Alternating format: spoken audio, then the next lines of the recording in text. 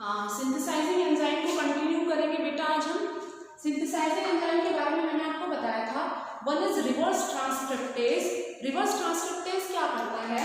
Reverse transcriptase जो आपका RNA molecule है, आरएनए से डीएनए बनाता है, ठीक है। आरएनए से क्या कर रहा है? ये डीएनए फॉर्मेशन कर रहा है, तो ये क्या कहलाता है? Reverse transcriptase. इसी कैटेगरी में दूसरा जो एंजाइम है दैट इज डीएनए पॉलीमरेज, ठीक है।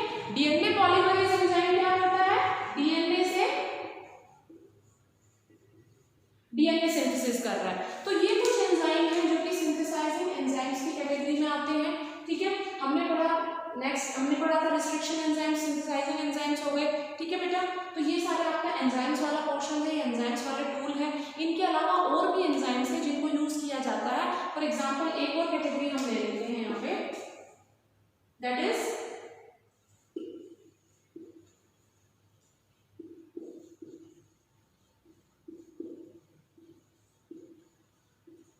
Alkaline phosphatase enzyme. ये एल्कलाइन फॉस्फेटेज एंजाइम क्या करता है बच्चों? ये क्या करता है? फॉस्फेट ग्रुप को रिमूव कर देता है, ठीक है। हमें पता है कि दो न्यूक्लियोटाइड जब जुड़ते हैं तो उनमें फॉस्फोडाइस्टर बॉन्ड बनता है, ठीक है। तो ये क्या करता है? फॉस्फेट ग्रुप को रिमूव कर देता है और क्या कर देता है? ब्रेक कर देता है दो डीएनए स्ट्रैंड्स को, ठीक है। तो ये हो गया हमारा एल्कलाइन फॉस्फेटेज एंजाइम। इसके अलावा और भी एंजाइम्स हैं। सपोज कीजिए कि हमें हमारा जो डीएनए है उसको आइसोलेट करना है from a mixture of RNA, protein, इन सब से अलग करना है। कल मैंने आपको बताया था। तो क्या करते हैं? प्रोटीएज, आरएनएज, ये एंजाइम यूज करते हैं क्लीव करने के लिए डिफरेंट मॉलिक्यूल्स को, ठीक है। तो ये सारे एंजाइम्स हो गए। इसके अलावा लाइगेशन के लिए, जोड़ने के लिए जो हम एंजाइम यूज कर रहे हैं that is DNA ligase.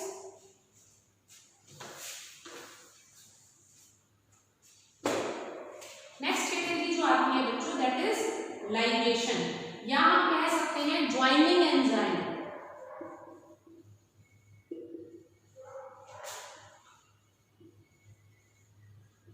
Joining enzyme तो जो डीएनए फ्रेगमेंट्स को जोड़ने का काम करता है वो क्या है? हमारा डीएनए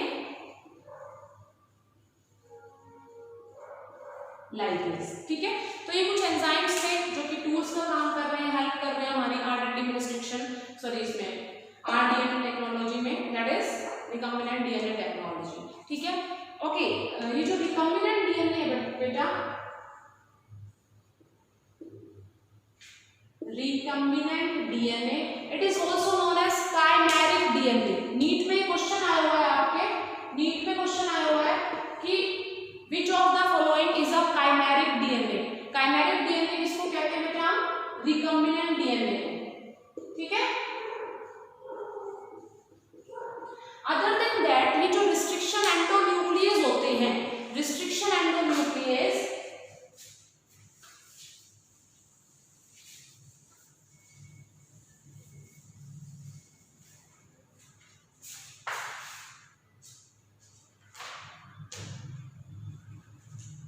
रिस्ट्रिक्शन एंडोन्यूक्लियस का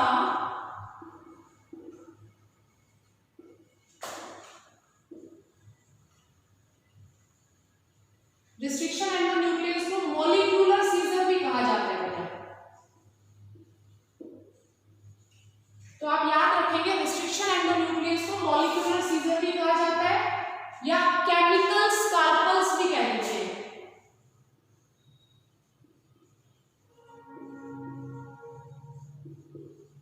केमिकल स्कैल्पल्स भी कह देते हैं और they are also known as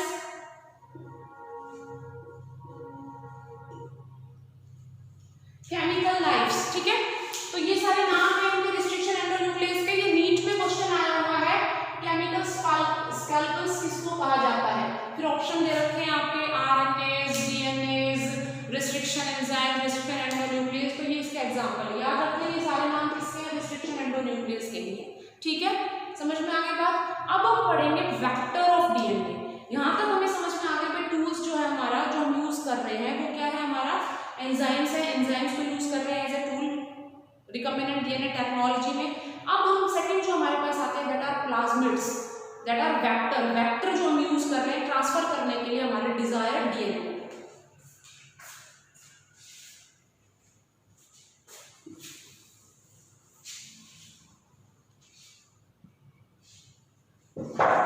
अब हम पढ़ेंगे वेक्टर डीएनए।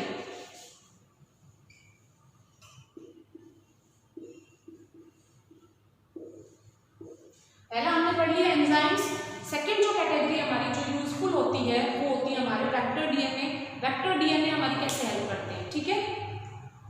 देखिए वेक्टर डीएनए में सबसे पहली प्रॉपर्टी जो होनी चाहिए, वेक्टर डीएनए है क्या, एक बार फिर से वापस से ब्रीफिंग कर लेते हैं हम। सपोज कीजिए कि ये हमारा डिजायर्ड डीएनए है, ठीक है, और ये हम क्या कर रहे हैं जेनेटिक इंजीनियरिंग में, एक पर्टिकुलर डीएनए को कहीं और से आइसोलेट करते हैं और किसी और सेल में ट्रांसफर कर रहे हैं। तो ये हमारा ई कोलाई बैक्टीरिया है, ठीक है। इस ई कोलाई सेल में ये क्या है, बैक्टीरिया है, होस्ट है इस सेल में। होस्ट मैंने आपको बताया था वो सेल्स होते हैं जहां हमें क्लोनिंग करनी होती है अपने बैक्टीरिया की, ठीक है, अपने डिजायर्ड प्रोडक्ट की। तो यहां से जो डीएनए आएगा वो यहां, ये क्या है हमारा प्लाज्मिड डीएनए, जो कि वेक्टर का काम कर रहा है, एक व्हीकल का काम कर रहा है, ठीक है। ये यहां से डीएनए को लेके इस डीएनए में ट्रांसफर कराना है हमें, लेकिन इस डीएनए को ट्रांसफर करने के लिए मुझे एक व्हीकल चाहिए, तो ये व्हीकल का काम करता है और इस डीएनए को इसमें ये ट्रांसफर कर देगा, ठीक है। तो सबसे पहला स्टेप होता है, आपको अच्छी तरह पता है, मैं क्या करूंगी, इसको कट करूंगी रिस्ट्रिक्शन एंजाइम से। सेम सीक्वेंस दोनों में प्रेजेंट है, यहाँ भी सेम प्रेजेंट है, यहाँ भी सेम प्रेजेंट है। ये दोनों सीक्वेंसेस सेम होने के कारण ये क्या करेगा, रिस्ट्रिक्शन एंजाइम यहाँ से कट प्रोड्यूस कर देगा और इस वाले डीएनए के पार्ट को, इसको क्या कर देगा, इस प्लाज्मिड वाले डीएनए में इंटीग्रेट कर देगा। तो ये जो हमारा डिजायर्ड डीएनए था ये यहाँ आ गया, ठीक है। अब इसको इसके अंदर ट्रांसफर करना है, तो ये प्लाज्मिड की हेल्प से ही हो पाया। तो ये प्लाज्मिड क्या कहलाता है, हमारा वेक्टर कहलाता है, ठीक है। अब वेक्टर में ऐसे क्या क्या सीक्वेंसेस होनी चाहिए जो हमें हेल्प करेगी, किसमें, इसको यहाँ रेप्लिकेट करने में, ई कोलाई सेल में अपनी मल्टीपल कॉपीज बनाने में, वो अब हम पढ़ेंगे।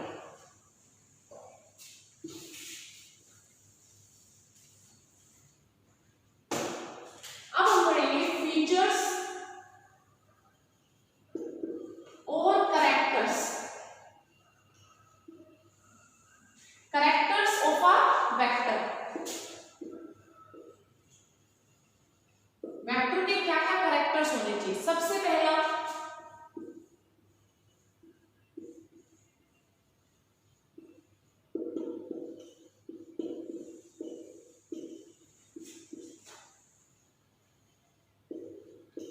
Origin of replication. अगर किसी प्लाज्मिड में, किसी वेक्टर में ओरिजिन ऑफ रेप्लिकेशन नहीं है तो वो स्टार्ट कहां से होगा, रेप्लिकेशन प्रोसेस हो ही नहीं सकती। तो सबसे पहला जो सीक्वेंस होता है that is origin of replication, ठीक है।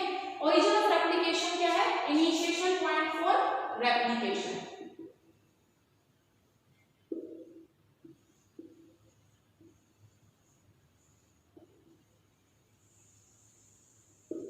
ये कुछ ऐसी सीक्वेंसेस होती है जहां से रेप्लिकेशन स्टार्ट होता है, ठीक है।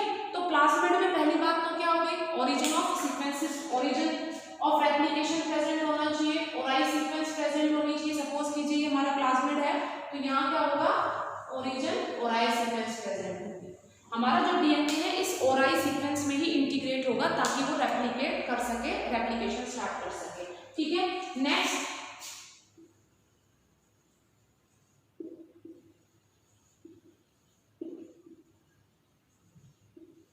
It also control copy number. Copy number को भी कंट्रोल करता है ये। हम हमेशा एक ऐसा प्लाज्मिड लेंगे जिसका कॉपी नंबर ज्यादा हो। कॉपी नंबर का क्या मतलब है, अगर मान लो मैंने इस ई कोलाई सेल में इसको डाला है, इस प्लाज्मिड को, तो ये डिवाइड करके अपना नंबर इंक्रीज कर सकेगा। ये डिवाइड करता जाएगा कंटिन्यूस, अपना नंबर इंक्रीज कर लेगा। इसको हम क्या कह रहे हैं, इसको मैं क्या कह रही हूँ, कॉपी नंबर, ठीक है। तो हम जनरली वही प्लाज्मिड सेलेक्ट करते हैं जिसका कॉपी नंबर हाई हो, ज्यादा हो, ठीक है। सेकंड इसमें क्या होनी चाहिए, रिस्ट्रिक्शन साइट।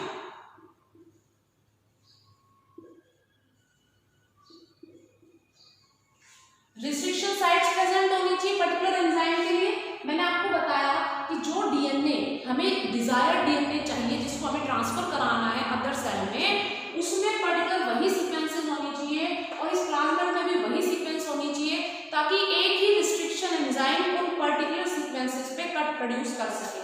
ठीक है, तो यहाँ क्या होती है, डिफरेंट एंजाइम्स की रिस्ट्रिक्शन साइट प्रेजेंट होती है। ठीक है, इनको क्या बोलते हैं, रिस्ट्रिक्शन साइट्स। तो एक प्लाज्मिड में रिस्ट्रिक्शन साइट प्रेजेंट होनी चाहिए। इसके अलावा ओरिजिन ऑफ एप्लीकेशन हो गया, रिस्ट्रिक्शन साइट हो गई। इसके अलावा क्या होते हैं इसमें, सेलेक्टेबल मार्कर्स।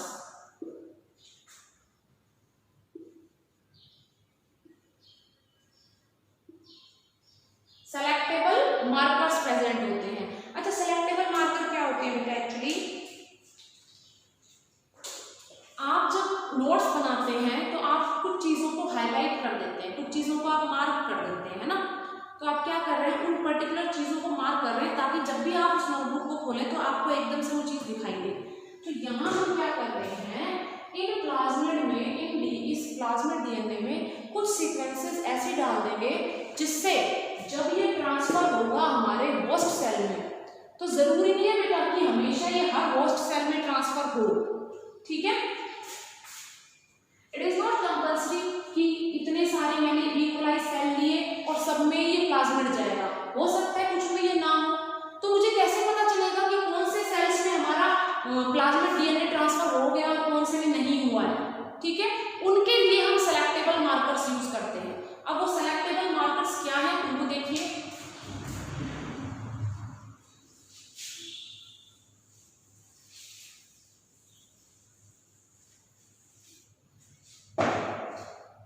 वेक्टर की बात कर रहे थे, तो वेक्टर का नेक्स्ट फीचर आता है सेलेक्टेबल मार्कर।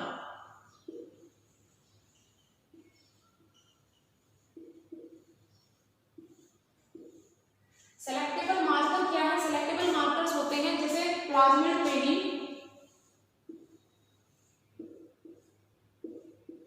ठीक है, दो तरह के हैं। पहला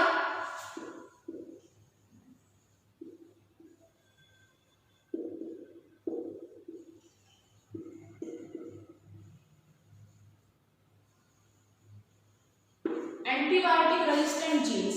ठीक है, ये एंटीबायोटिक रेजिस्टेंट जीन क्या करेंगे बच्चों,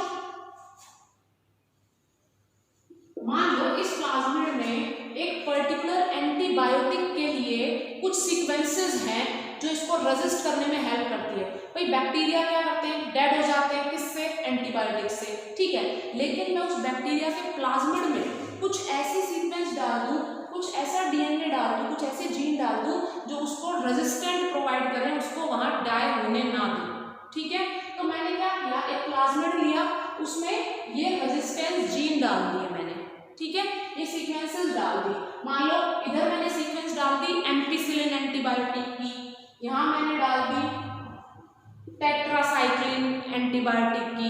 ठीक है, तो अब इस बैक्टीरिया, जिस बैक्टीरिया में ये प्रेजेंट होगा, ये प्लाज्मिड प्रेजेंट होगा, अगर मैं उस बैक्टीरिया को एक ऐसे मीडिया में कल्चर कराऊं, एक ऐसे मीडिया में कल्चर कराऊं जहां मैंने एम्पिसिलिन एंटीबायोटिक डाल दी,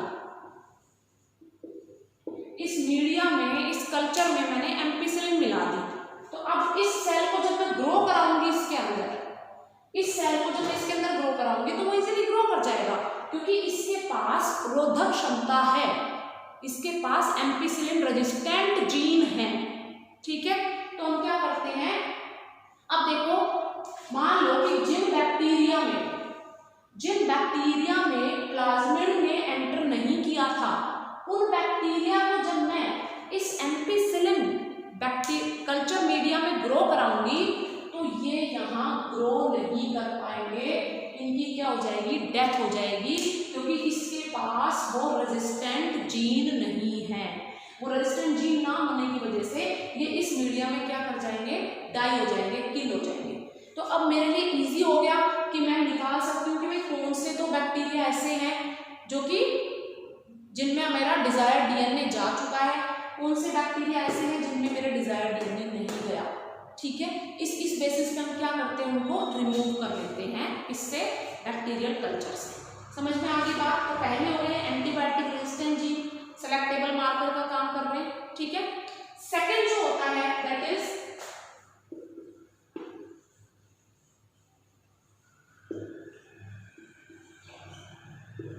बीटा गैलेक्टोसाइडेज। बीटा गैलेक्टोसाइडेज, यहां मैंने क्या करा था, मैंने उस प्लाज्मिड में क्या सीक्वेंस डाली थी, antibiotic resistance sequence.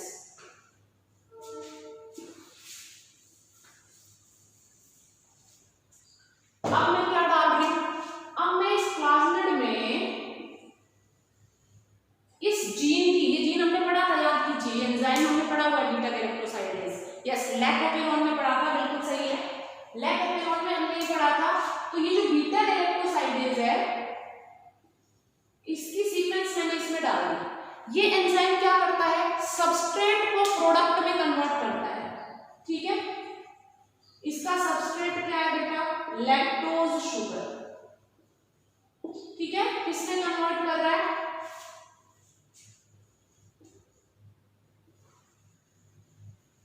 Galactose plus glucose में, ठीक है। जब ये इसको ब्रेक करेगा तो क्या करता है एक्चुअली, जब ये सबस्ट्रेट से प्रोडक्ट बनाता है तो ये इसको ब्लू कलर में कन्वर्ट कर देता है। हमने एक ऐसा क्रोमोजेनिक सब्सटेंस ले रखा है जो लाइट इमिट करे, ठीक है। तो मैंने इस मीडियम में लैक्टोज मिला दिया और लैक्टोज में क्या मिला दिया, मैंने उसको क्रोमोजेनिक सबस्ट्रेट से बाइंड करा दिया, ठीक है, क्रोमोजेनिक सब्सटेंस डाल दिया। अब जब ये एंजाइम बीटा गैलेक्टोसाइडेज इसको कंज्यूम करेगा, लैक्टोज को कंज्यूम करेगा, तो जो प्रोडक्ट बनेगा वो कैसा प्रोडक्ट बनेगा, ब्लू कलर का बनेगा, ठीक है। जब ये लैक्टोज को कन्वर्ट करेगा ग्लूकोज गैलेक्टोज में तो उसमें कैसा कलर आ जाएगा, ब्लू कलर आ जाएगा, ठीक है। ये तो बात कर रहे थे कि अगर इसमें बीटा गैलेक्टोसाइडेज प्रेजेंट है तो, अगर बीटा गैलेक्टोसाइडेज वाली सीक्वेंस पे मेरा डीएनए आ जाता है, मेरे डीएनए को मैंने ट्रांसफर कर दिया, तो जाहिर सी बात है जो जीन था, बीटा गैलेक्टोसाइडेज का जीन था, वो अब नहीं रहा, वो जीन नहीं रहा तो एंजाइम भी नहीं बनेगा, एंजाइम नहीं बनेगा तो ये प्रोसेस भी नहीं होगी, लैक्टोज कन्वर्ट नहीं होगा ग्लूकोज गैलेक्टोज में, जिसकी वजह से ब्लू कलर भी नहीं आएगा। समझ में आ गई बात, ठीक है। अब इसको एज ए सेलेक्टेबल मार्कर कैसे यूज करेंगे, देखो पहले जब बीटा गैलेक्टोसाइडेज की सीक्वेंस प्रेजेंट थी, अगर इस तरह का प्लाज्मिड ट्रांसफर हो जाए मेरे ई कोलाई सेल में, जिसके पास बीटा गैलेक्टोसाइडेज प्रेजेंट है, जिसके पास बीटा गैलेक्टोसाइडेज प्रेजेंट है, अगर ये इसमें चला गया तो सबस्ट्रेट यूज भी होगा और ब्लू कलर की कॉलोनीज भी आएगी। तो जो ब्लू कलर वाले बैक्टीरिया हैं उनको मैं अलग कर दूंगी,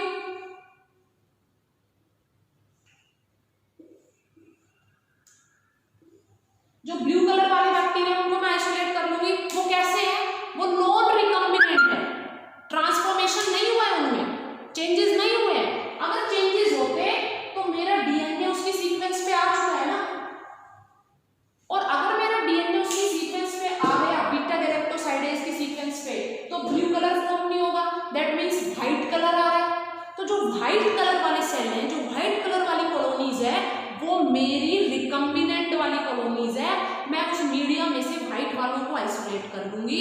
इस तरह से मुझे पता चल गया कि किन सेल्स में मेरा डीएनए ट्रांसफर हुआ है और किन में नहीं हुआ। आई होप यहाँ तक आपको सेलेक्टेबल मार्कर समझ में आए होंगे, ठीक है। ये कुछ टूल्स थे, कुछ टेक्निक्स थी। इसके अलावा आगे हम पढ़ेंगे पैसेंजर डीएनए, ठीक है, वेक्टर्स हो गए, ये प्लाज्मिड की बात कर रहे थे हम। इसके अलावा और वेक्टर्स भी यूज किए जाते हैं बेटा, जैसे फेजमिड हो गया, ठीक है, या आपका कॉस्मिड है। फिर हमने ह्यूमन जीनोम प्रोजेक्ट में बीएसी और वाईएसी की बात की थी, yeast artificial chromosome, bacteria artificial chromosome, ये भी वेक्टर का काम करते हैं। और इन केसेस में होस्ट कौन होगा, बीएसी में होस्ट होगा बैक्टीरिया, वाईएसी में होस्ट होगा यीस्ट, ठीक है। अब किस बेसिस पे हम इन होस्ट को यूज, इन वेक्टर्स को यूज कर रहे हैं, ठीक है।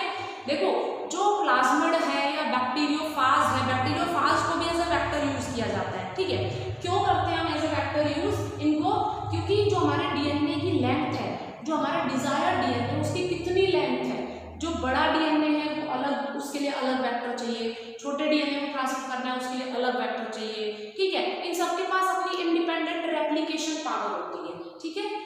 बिना क्रोमोसोम, जो दूसरा जैसे बैक्टीरिया में एक तो क्या हो गया प्लाज्मिड होगा, एक तो प्लाज्मिड डीएनए होगा और एक उसका खुद का क्रोमोसोमल डीएनए होता है, ठीक है। ये खुद इंडिपेंडेंट रेप्लिकेशन शो करता है, इसको इसकी जरूरत नहीं है, इसकी जरूरत नहीं है, ये अपने आप सेल्फ रेप्लिकेट करता है, इसलिए हम प्लाज्मिड को यूज करते हैं जेनेटिक इंजीनियरिंग में। आई होप यहाँ तक आपको क्लियर हो गया होगा। तो ये कुछ आपके सिलेक्टेबल मार्कर्स हैं। In next lecture we will study about passenger DNA क्या होता है, ठीक है, उसके बारे में हम पढ़ेंगे और कुछ और कंसेप्ट्स बायोटेक से रिलेटेड पढ़ेंगे। टिल देन अपने नोट्स कंप्लीट कीजिए, मैं आपके पास पीडीएफ भेज दूंगी, वहां से आप अपने नोट्स कंप्लीट कर सकते हैं। प्लस इसके साथ साथ आपको क्वेश्चंस जरूर करने हैं, ठीक है। जो ऑनलाइन सेशंस चल रहे हैं हमारे, उसमें इन बायोटेक से जितना हो चुका है हमारा, उससे रिलेटेड हम क्वेश्चन सॉल्व करेंगे, ठीक है बच्चों। Till then have a good